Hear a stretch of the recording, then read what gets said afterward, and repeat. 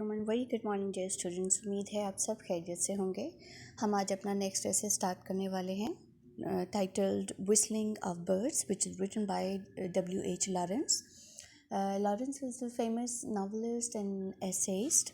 और ये वाला जो ऐसे है विस्लिंग ऑफ बर्ड्स, इसमें वो बताते हैं कि किस तरीके से सर्दियों के बाद बाहर की आमद को एंटिसिपेट किया जाता है। तो इस ऐसे का एक पर्टिकुलर स्ट्रक्चर है जिसमें सबसे पहले वो विंटर का सीज़न डिस्क्राइब करेंगे with all it's horrid features.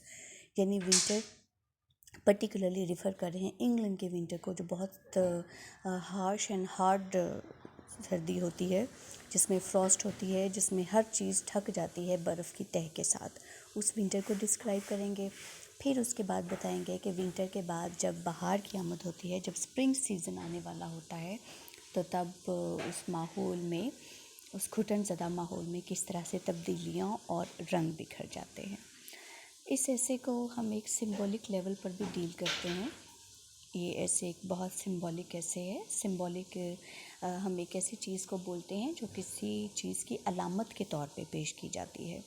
जैसे सर्दियाँ जो हैं वो अलामत हैं घुटन की, तरक्की के रुक जाने की, और इसी तरह स्प्रिंग सीज़न जो है वो अलामत होता है जवानी की, शबाब की, रानाई की और ख़ूबसूरती की। ठीक है, तो आप देखेंगे कि इसमें किस तरीके से सिर्फ दो मौसम की मंजर निगारी करके राइटर ने हमें बहुत सारी अलामतें जो हैं हमारे सामने पेश की हैं।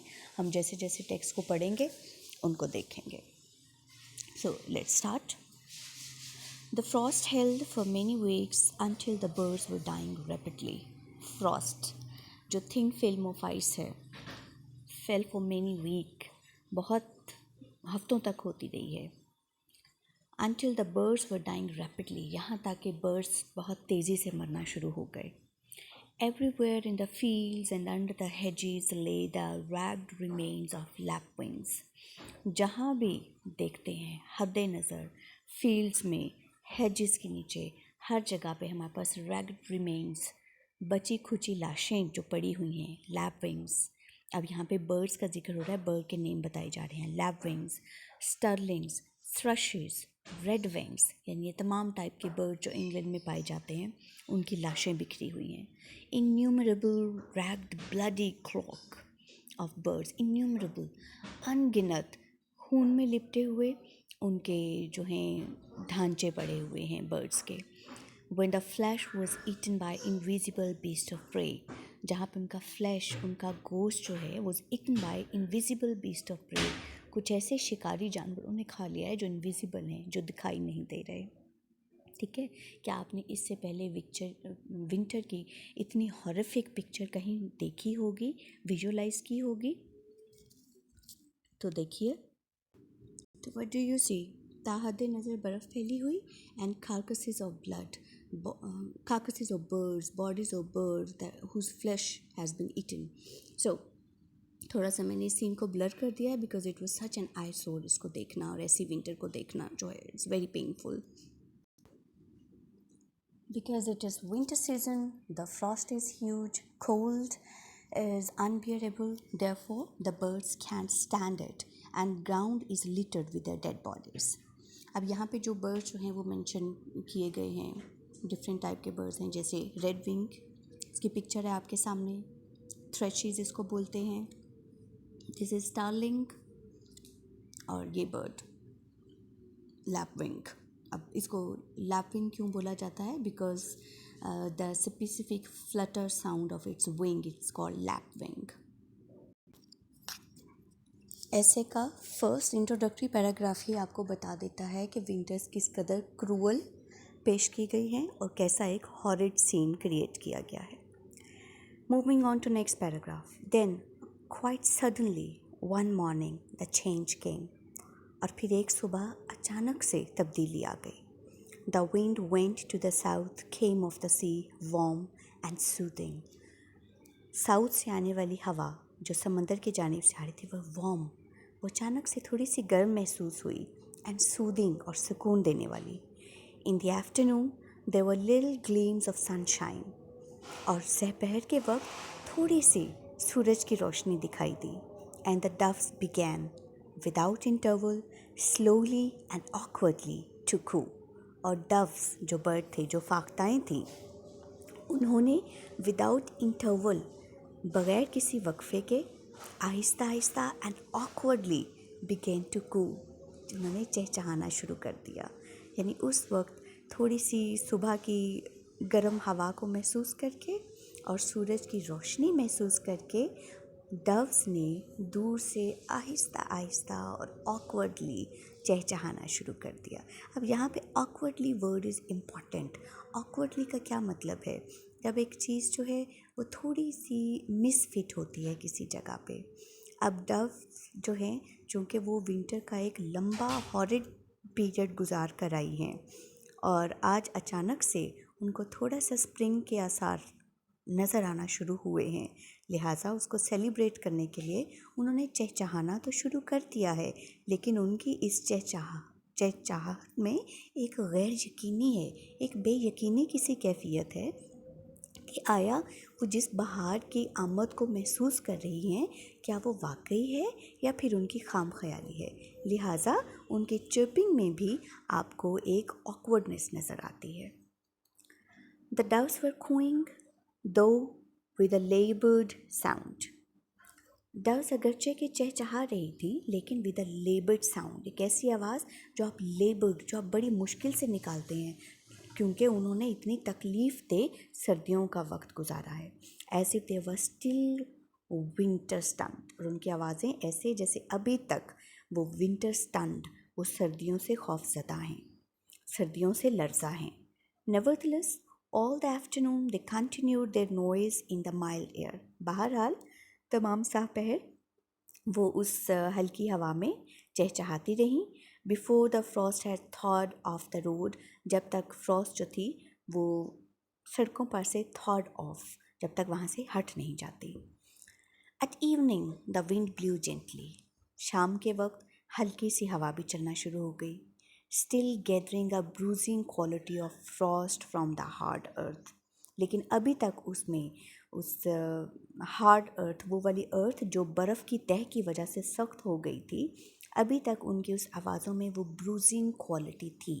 ब्रूजिंग क्वालिटी क्या है? वो तकलीफ़ दे क्वालिटी। ब्रूजिंग होता है जब निशान पड़ जाते हैं, नील के निशान पड़ जाते हैं, ठीक है? तो उनकी आवाज़ों में अभी तक वो निशान है। निशान किस चीज़ के? उस बर्फ़बारी के, उस तकलीफ़ के असरात अभी तक उनकी आवाज़ों में मौजूद हैं। Then in the yellow gleamy sunset, और उसके बाद जब शाम का झुटपटा हुआ है, सूरज के ग़रूब होने के वक्त, wild birds began to whistle faintly in the black thorn thickets of the stream bottoms. अब ब्लैक थॉर्न थिकेट्स किसको बोलते हैं? जो घना जंगल होता है, थिकेट जो उसकी गहराई होती है, ब्लैक थॉर्न, वहाँ पे जो जंगल की होती है वेजिटेशन, उसको ब्लैक थॉर्न बोलते हैं। विंटर सीज़न में उसकी हालत जो होती है ये आपके सामने है, लेकिन जब बाहर आती है तो ब्लैक थॉर्न थिकेट कैसे लगते हैं? इस तरह दिखाई देते हैं, ठीक है? तो आपको समझ आ गई होगी कि ये कैसी एक हॉरिबल विंटर्स हैं कि जिसमें तमाम तरह की vegetation, all the greenery and colour of earth is continuously covered by whiteness and coldness of snow and that lasts for many weeks। तो उसमें आप एक्सपेक्ट कर सकते हैं कि तमाम life, whether this is of human और एनिमल्स और बर्ड, किस तरीके से तमाम ज़िंदगी एक स्टैंड स्टिल पॉइंट पर आ जाती है। इसी तरह अब राइटर ने बात की है स्ट्रीम बॉटम्स की, कि वहाँ वो उन स्ट्रीम बॉटम्स के किनारे पे उस ब्लैक थॉर्न थिकेट पे अब फाइनली जो वाइल्ड एनिमल्स हैं, जो वाइल्ड बर्ड्स हैं, इनफैक्ट बर्ड्स को रिफ़र कर रहे हैं कि वाइल्ड बर्ड्स ने किस तरीके से वहाँ पे कू करना स्टार्ट कर दिया। स्ट्रीम बर्ड्स, स्ट्रीम बॉटम्स जो हैं, यानी नदी के जो किनारे हैं, विंटर में ऐसे दिखते हैं, बट स्प्रिंग में उनकी look is this, see how beautiful and how grand. लेकिन विंटर में ये सारी लाइफ का जो मर्कज़ है is suffering from a blockage. अब आप यहाँ पे देखेंगे कि राइटर ने अब तक जो भी अपना जो है आर्ग्यूमेंट कंस्ट्रक्ट किया है ऐसे में, वो बर्ड्स को ज़्यादा रिफ़र कर रहा है। अगर हम इसको सिंबल के तरीके से देखें तो बर्ड किस चीज़ की अलामत होते हैं? Birds can fly, so they can serve a symbol of flight, of liberty, of freedom. ऐसा ही है ना, क्योंकि वो उड़ सकते हैं, मतलब वो आज़ाद हैं, वो अपनी मर्ज़ी से कहीं भी आ जा सकते हैं। ऊंचा उड़ना मतलब अपने बुलंद इरादे रखना, अपने बुलंद अज़म रखना और उनकी तकमील के लिए निकल पड़ना। लेकिन वो विंटर्स जो उनको नीचे ले आती है, उनको अपनी बर्फ़ की तहों में दफना देती है, उनकी आज़ादी को रोक देती है। वो किस चीज़ के सिंबल होती है? हर उस चीज़ का सिंबल, हर उस चीज़ के लिए, हर उस ग्रूसम एक्ट के लिए जो आज़ाद चीज़ों की परवान को रोक देता है। ठीक है, सो आगे चलते हैं। इट वॉज स्टार्टलिंग, ये बड़ा हैरान कुन था, चौंका देने वाला था, एंड ऑलमोस्ट फ्राइटनिंग, और खौफजदा करने वाली बात भी। After the heavy silence of Frost, Frost की जो इतनी दबीज़ खामोशी थी, उसके बाद जब परिंदों की हल्की फुल्की चहचहाहट सुनाई देती है तो ये चौंका भी देती है और डरा भी देती है कि अब कहीं कुछ इससे ज़्यादा बुरा तो नहीं होने वाला। How could they sing at once when the ground was thickly strewn with the torn carcasses of birds? अब यहाँ पे क्वेश्चन है, वो किस तरह गा सकते हैं इस तरह एकदम से, जबकि ग्राउंड अभी तक परिंदों की कैरकसेस, उनकी डेड बॉडी से भरा हुआ है। Yet out of the evening came the uncertain silvery sounds. लेकिन फिर भी शाम को uncertain, जिस पे यकीन नहीं आता, silvery sounds that made one's soul start alert. ऐसे सिल्वरी साउंड्स, ऐसे नकरई आवाज़ें आना शुरू हो जाती हैं कि उससे किसी की भी रूह एकदम चौकन्ना हो जाती है, ऑलमोस्ट विद फियर, डर के मारे कि इस विंटर में ये आवाज़ें, इस विंटर का तो तकाजा ही खामोशी है, यहाँ तो बोलने पर पाबंदी है, और कुजा ये कि यहाँ पे परिंदों की चहचहाहट शुरू हो गई, तो फिर जाहिर है वहाँ पे आवाज़ें, वहाँ पे किसी की भी रूह मुहतात हो जाएगी। अब यहाँ पे इम्पॉर्टेंट पॉइंट क्या है? Silvery sounds. ठीक है, अब साउंड के साथ जो वर्ड यूज़ किया है सिल्वरी, नकरई, खुद ही एक मंजर जो है, एक खूबसूरत, एक दिलकशी की कैफियत तारी कर देता है। That silvery sound has been put in contrast with the thick silence of winter. ये दोनों चीज़ें एक दूसरे के कंट्रास्ट में, तो आप देख रहे हैं कि राइटर किस तरह से कंट्रास्ट बिल्ड कर रहा है। How could the little silver bugles sound the rally so swiftly? ये हमारे सिल्वर बगल्स जो हैं, ये उनकी परिंदों के, उनके आवाज़ों की बात हो रही है। Sound the rally so swiftly, वो इस पूरी वादी में इतनी नरमी से किस तरीके से बोलना शुरू कर सकते हैं। इन द सॉफ्ट एयर, इस हवा में। When the earth was yet bound, अभी तक, जबकि हमारी ज़मीन अभी तक कैद है। अब आपको पता चला कि बर्ड का जो रिफ़र कर रहे थे कि वो फ्रीडम के साथ है, लिबर्टी के साथ है, फ्लाइट के साथ है, उसके कंपैरिजन में राइटर ने क्या रखा है? अर्थ को रखा है, दैट इज़ स्टिल बाउंड, जो कि अभी तक बंधी हुई है, जो अभी तक कब्जे में है, यानी उसकी लिबर्टी, उसकी फ्रीडम छीन ली गई है। Yet the birds continued their whistling rather dimly and brokenly, लेकिन फिर भी बर्ड्स ने अपनी विस्लिंग, अपनी आवाज़ें, अपनी सीटियाँ जारी रखी हैं, डिमली एंड ब्रोकनली, धीरे धीरे आवाज़ में, एंड ब्रोकनली, जब वो रुक रुक के हो रही हैं, टूटी हुई उनकी आवाज़ें हैं, क्योंकि ये बात हमें क्लियर है कि उन्होंने सर्दियों का इतना लंबा अरसा गुजारने के बाद जब अपनी बहार की आमद का ऐलान कर रहे हैं तो वो ज़रा सहमा हुआ ऐलान होगा। But throwing the threads of silver germinating noise into the air, लेकिन बहरहाल फिर भी वो अपनी आवाज़ों के साथ throwing the threads of silver, वो नकरई धागे फेंक रहे थे, germinating noise into the air, जो एयर में उनकी आवाज़ें जर्मिनेट कर रहे थे। अब जर्मिनेट का वर्ड जो है बेटे, ये लिंक करता है वेजिटेशन के साथ। वेजिटेशन का मतलब होता है जब हम काश्तकारी करते हैं, जब हम उगाते हैं चीज़ों को, जब हम ग्रो करते हैं थ्रू सीड। अब यहाँ पे राइटर ने एक बड़ा एक खूबसूरत जो है हमें एग्जांपल दी है कि वो अपनी आवाज़ों के ज़रिए जो है अपनी उसके बहार के धागे बुन रहे हैं। बहार की आमद के धागे बुनना, गोया के वो बहार के सीड्स हैं जो इस वक्त उस विंटर स्ट्रॉक अर्थ में फैला रहे हैं ताकि आहिस्ता आहिस्ता यहाँ पे बहार ग्रो करे। तो आपको पता चला कि कितना खूबसूरत इमेज है जो यहाँ पे राइटर ने बुना है आपके लिए। It was almost a pain to realise so swiftly the new world. ये रियलाइज़ करना इंतहाई तकलीफ दे मैटर है कि किस तरीके से एक नई दुनिया जो है वो इतनी तेज़ी से आ रही है। अब आगे उसने एक फ्रेंच कोट जो है वो लिखी है, ले monde ich mocht, vive le monde। अब इसका क्या मतलब होता है इस फ्रेंच में स्टेटमेंट का? ले monde ich mocht, everybody is dead, vive le monde, long live dead। But the birds omitted even first part of the announcement।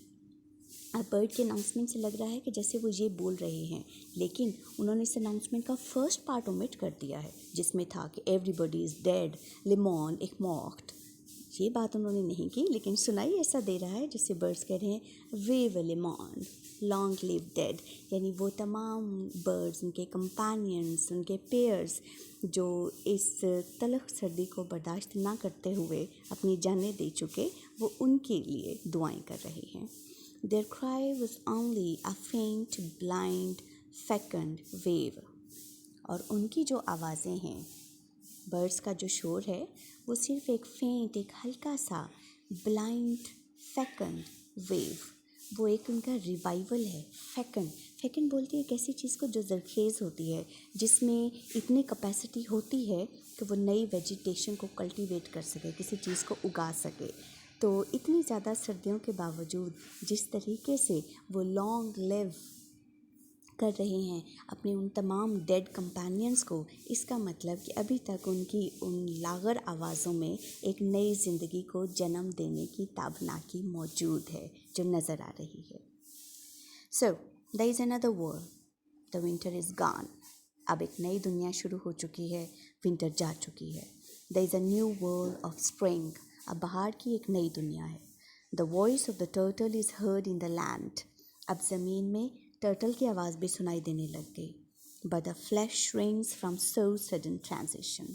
लेकिन अभी तक इतनी तेज़ी से होने वाली ट्रांजिशन, तब्दीली से हम एक दफ़ा डर जाते हैं। फ्लैश श्रिंक्स, बदन सुकड़ जाता है डर से। Surely the call is premature. यकीनी तौर पे ये जो बाहर की आमद का ऐलान है, प्रीमेच्योर, ऐसा लगता है जैसे वक्त से पहले हो गया है। while the clouds are still frozen, जबकि अभी तक तमाम चीज़ें फ्रोज़न हैं। The ground is littered with the remains of wings, और ग्राउंड अभी तक परों से भरा हुआ है, परिंदों के परों से। Yet we have no choice, लेकिन फिर भी हमारी मर्जी नहीं है। In the bottoms of impenetrable blackthorn, each evening and morning, new out flickers a whistling of birds। तो ये जो ब्लैक थॉर्न है, इनकी बॉटम्स में हर सुबह और शाम हमें नए परिंदों के गोल की आवाज़ें सुनाई देती हैं। Where does it come from, the song? After so long a cruelty, how can they make it up so quickly? अब दोबारा से वही राइटर की अनसर्टन फीलिंग जो है डोमिनेट कर जाती हैं कि इतने लंबे अरसे के बाद, इतनी लंबी क्रूअलिटी सहने के बाद वो इतनी जल्दी गाने कैसे गा सकते हैं। But it bubbles through them. Bubbles का क्या मतलब होता है कि जब कोई चीज़ आपके मुंह से निकलती है इनवॉलेंटरली, आपकी मर्ज़ी के बगैर, but it bubbles through them. लेकिन ये नगमे उनके मुंह से निकल रहे हैं। They are like little well heads, little fountain heads when the spring trickles and bubbles forth. अब उन बर्ड्स का कितना खूबसूरत कंपैरिजन किया गया है कि वो हैं छोटे छोटे, किसी कुएं के छोटे छोटे ओपनिंग के जैसे, या किसी फाउंटेन की ओपनिंग के जैसे, कि जब पानी का एकदम रश आता है, थ्रश ऑफ वाटर आता है, तो फूट के पानी उसमें से बाहर निकलता है, उस कुएं में से पानी उबल के बाहर आता है। ठीक है, तो उसी को रिप्रेजेंट कर रहा है कि इसमें उनकी मर्ज़ी शामिल नहीं है परिंदों के नगमे गाने में। ये नगमे तो उबल के बाहर आ रहे हैं उनके मुंह से। It is not of their own doing, ये वो खुद नहीं कर रहे। In their throats the new life distils itself into sound. उनके गलों में नई ज़िंदगी अपने आप को आवाज़ों में तब्दील कर रही है। तो आपने देखा कि विंटर यहाँ पे किस चीज़ की सिंबल आ रही है? खामोशी की, साइलेंस की, पेन, टॉर्चर, क्रूअलिटी की, और इनफैक्ट डेथ की। ये वो सारी चीज़ें हैं जो रिलेट करती हैं, जो फीचर होते हैं डेथ के। But on the other hand, spring symbolises sounds, life, vitality. बाहर की आमद के साथ क्या होता है? आवाज़ें आती हैं, रंग आते हैं, हमें लाइफ नज़र आती है, हमें हर चीज़ में रानाई नज़र आती है। यानी विंटर रिप्रेजेंट कर रही है डेथ को, जबकि स्प्रिंग रिप्रेजेंट कर रही है लाइफ को। तब आपको पता चला कि ये मौसमों की तकसीम जो है राइटर के हिसाब से एक और माने भी लेकर आ रही है, जो ज़िंदगी और मौत की कशमकश के बारे में भी है। अब जिस तरह से राइटर बार बार ये कह रहा है ना कि हमारी मर्ज़ी नहीं, हमारा ज़ोर नहीं, तो ये चीज़ उसी को रिफ़र कर रही है कि लाइफ और डेथ इन दोनों पे हमारा इख्तियार नहीं है। It is the rising of silvery sap of a new summer, gurgling itself forth. तो ये राइजिंग है, ये इब्तदा है एक नई समर के सिल्वरी सैप। अब ये कलर्स जो हैं, अब सिल्वर कलर रिप्रेजेंट कर रहा है रानाई को, खूबसूरती को, रिफ्लेक्टिंग कलर है, तो दिलकशी को रिप्रेजेंट कर रहा है। गगलिंग इट सेल्फ फोर्थ। अब गगलिंग का वर्ड कब यूज़ होता है? जब किसी चश्मे में से पानी उबल के बाहर आता है, जब फूट के बाहर आता है और पूरी बंजर ज़मीन को तर कर देता है। ऐसे ही है ना। तो इसी तरह उस स्प्रिंग की बात हो रही है कि ये जो अचानक से स्प्रिंग आई है, ये ऐसे ही है जैसे किसी चश्मे में से पानी निकल के एक बंजर ज़मीन को सैराब कर रहा है। इसी तरह ये अचानक आ देने वाली बहार सर्दियों के इस जुल्म को एकदम से काबू पा लेगी। All the time, whilst earth lay choked and killed and winter mortified, the deep and the springs were quiet. तमाम वक्त जब ज़मीन थी चोक्ड, जब ज़मीन का गला घोंट दिया गया था, मार दिया गया था, उसको सर्दियों ने अपनी लपेट में ले लिया था। The deep and the springs were quite, तो उस वक्त वो चश्मे खामोश थे।